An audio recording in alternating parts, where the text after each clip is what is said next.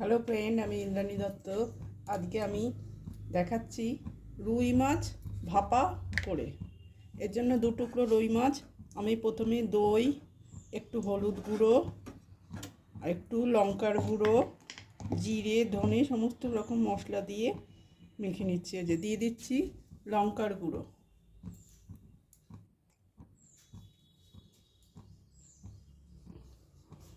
এবার দিয়ে দেবো পেঁয়াজ, রসুন, কাঁচা লঙ্কা। এই দেখুন, পেঁয়াজ, রসুন, কাঁচা লঙ্কা। একঘেয়ে মাছ যখন খেতে ভালো লাগবে না, তখন আপনারা এইভাবে মাছ রান্না করে খেয়ে দেখবেন। এই দেখুন, পেঁয়াজ রসুন দিয়ে ভালো করে মাছটাকে আমি মেখে নিচ্ছি।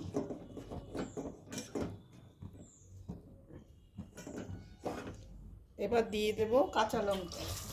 কাঁচা লঙ্কাটা অবশ্য পরে দিলেও হয়, আমি একটু পরেই দিচ্ছি। এবার দিয়ে দেবো জিরের গুঁড়ো আর ধনের গুঁড়ো।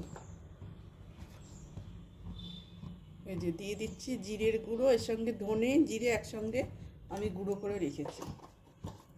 আচ্ছা, এবার আমি দিয়ে দেব গরম মশলা। এই গরম মশলাটাও আমি বাড়িতে তৈরি করেছি। দিয়ে দিচ্ছি আমি গরম মশলা, 1 চামচ মতন গরম মশলা। এবার দিয়ে দেব কাঁচা সর্ষের তেল। এবার আমি দিয়ে দিচ্ছি আন্দাজ মতন কাঁচা সর্ষের তেল।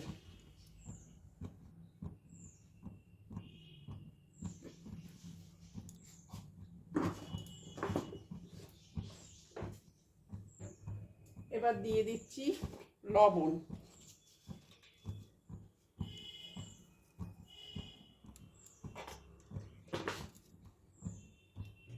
এবার দিয়ে দিচ্ছি চেরা কাঁচা লঙ্কা, 3টে চেরা কাঁচা লঙ্কা। সমস্ত কিছু উপকরণ আমি ভালোভাবে মেখে নিচ্ছি। আমাদের আজকে হয়েছে খাসির মাংস, যেহেতু আমি নিজে মাংস খাই না, সেজন্য আমি আমার জন্য এইভাবে মাছটা রান্না করছি।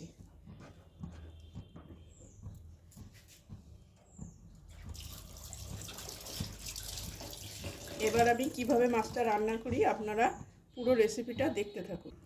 এবার দেখুন, কড়াইয়ের মধ্যে একটুখানি তেল ছিল, আমি কিন্তু আলাদা করে আর তেল দিইনি।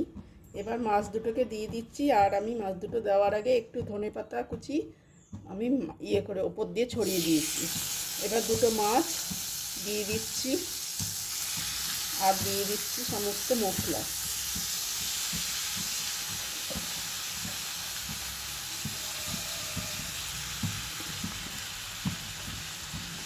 দিয়ে এবার বাটির ধোয়া এই যে মশলার জলটা দিয়ে দিচ্ছি।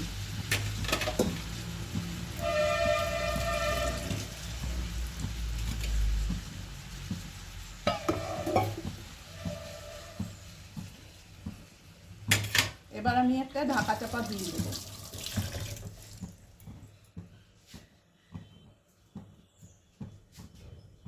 আমি কিন্তু মাছ ভাজলাম না, কাঁচাই এটাকে রান্না করলাম। এবার আপনারা ধীরে ধীরে পুরোটা দেখতে থাকুন। এই দেখুন, আমার রুই মাছের ভাপা হয়ে গিয়েছে। কি সুন্দর রঙটা হয়েছে দেখুন। এই দেখুন রুই মাছটা। এবার আমি আপনাদের পরিবেশন করে দেখাচ্ছি। এ দেখুন, বললাম লাল লাল খাসির মাংস হয়েছে। এই যে খাসির মাংস, আর আমার এই যে রুই মাছের ভাপা, আর দেরাদুন রাইস চালের ভাত হচ্ছে, কিন্তু ভাতটা হয়নি বলে আপনাদের দেখাতে পারলাম না। যদি আমার এই রান্নার রেসিপিগুলো ভালো লাগে, তাহলে একটা লাইক করবেন, কমেন্ট করবেন, আর শেয়ার করে সবার মধ্যে ছড়িয়ে দেবেন। আর যদি এই রেসিপি সবার মধ্যে ছড়িয়ে দিতে পারেন একটা সাবস্ক্রাইব করে, তাহলে আমার অনেক উপকার হবে।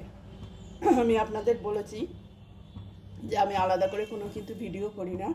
আমার বাড়িতে যা রান্না হয়, যা আমরা খাই, সেই রান্নাই ভিডিও করে আপনাদের দেখাই।